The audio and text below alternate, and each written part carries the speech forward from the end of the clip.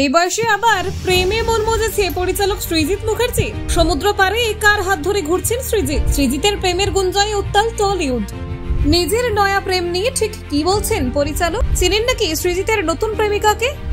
দেখুন, বর্তমানে টলিপাড়ায় কান পাতলেই এমন গুঞ্জন। এক ছবিতেই দাবানলের মতো ছড়িয়ে পড়েছে পরিচালক অভিনেত্রী সম্পর্কের নতুন সমীকরণ।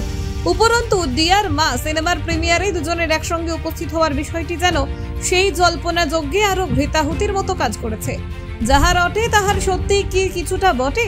গুঞ্জনের পারদ চড়তেই অবশেষে মুখ খুললেন সৃজিত মুখোপাধ্যায় এবং সুস্মিতা চট্টোপাধ্যায়। সম্প্রতি গোটা টিম নিয়ে পুরীতে নতুন সিনেমার শুটিং এ গিয়েছিলেন captain of the ship Srijit.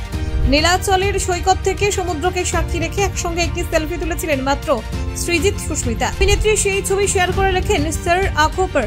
আর সেই ক্যাপশন পড়েই একাংশ অনুমান করে নেন যে সুস্মিতা সম্ভবত তার সৃজিত স্যারকে নয়নের মধ্যমণি বলে ব্যাখ্যা করতে চেয়েছেন। ব্যাস, অমনি পরিচালক অভিনেত্রীর প্রেমের গুঞ্জন একেবারে ভাইরাল জ্বরের মতো ছড়িয়ে পড়ে।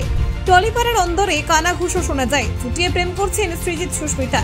দুজনে নাকি একান্ত সময় কাটিয়েছেন শুটিং এ। আবার ডিয়ার মা সিনেমার প্রিমিয়ারে দুজনে নাকি একে অপরকে চোখে হারিয়েছেন। এহেন নানান জল্পনা কল্পনার অন্ত নেই। পরিচালক অভিনেত্রীর সম্পর্কের গুঞ্জন সিনে ইন্ডাস্ট্রিতেই নতুন নয়। সেই কোন সময়কাল থেকে এহেন নানান মুখরোচক গসিপ কফি টেবিলের আলোচনার বিষয় হয়ে উঠেছে। এবার সেই প্রেক্ষিতে মুখ খুললেন দুই তারকা। ডিয়ার মার প্রিমিয়ারে দুজনের কাছে এই বিষয়ে প্রশ্ন রাখা হলে গুঞ্জন নিয়ে ঝোড়ো ব্যাটিং চালিয়েছেন পরিচালক অভিনেত্রী। হাসি মুখে সুস্মিতার দিকে তাকিয়ে সৃজিত বলেন, সুস্মিতা কি বলবে তুমি? অভিনেত্রীও হাসি মুখে উত্তর দিলেন, আমরা দুজনে ভীষণ ভালো বন্ধু, বলা যেতে পারে খুব অল্প দিনের ক্লোজ ফ্রেন্ড হয়ে গিয়েছি আমরা। এসব যারা বলছেন সেটা নিয়ে আমার সত্যি কিছু বলার নেই। পাশ থেকে সৃজিত জানালেন, 2025 সালে দাঁড়িয়ে একটা সেলফিকে কেন্দ্র করে যে এত কথা হচ্ছে সেটা ভেবেই আমি অবাক। আমরা পিরিয়ড ড্রামা তৈরি করছি ঠিকই, কিন্তু দাঁড়িয়ে তো সে বর্তমান সময়ে। তাই রিল্যাক্স, একটা ছবি নিয়ে এত তোলপাড় করবেন না।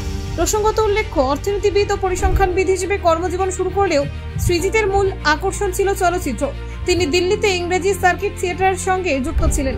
2010 সালে তার প্রথম চলচ্চিত্র অটোগ্রাফ মুক্তি পায়, যা বাণিজ্যিকভাবে সফল হয় এবং সমালোচকদের প্রশংসা অর্জন করে। এই ছবির সাফল্যের পরে তিনি চলচ্চিত্র জগতে স্থায়ীভাবে নিজের স্থান করে নেন। উল্লেখযোগ্য চলচ্চিত্র সৃজিত মুখোপাধ্যায় পরিচালিত উল্লেখযোগ্য চলচ্চিত্রগুলির মধ্যে রয়েছে অটোগ্রাফ, 22শে শ্রাবণ, হেমলক সোসাইটি, মিশর রহস্য, জাতিস্বর, চতুষ্কোণ, ভিঞ্চিদা, গুমনামি, কাকাবাবু প্রত্যাবর্তন, X=2 প্রেম, দশম অবতার, পদাতিক, টেক্কা। সৃজিত মুখোপাধ্যায় তার কাজের জন্য বিভিন্ন জাতীয় এবং আন্তর্জাতিক পুরস্কারে সম্মানিত হয়েছেন।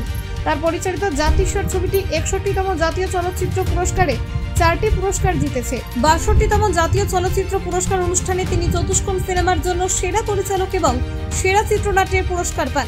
ব্যুরো রিপোর্ট, নির্ভীক বার্তা।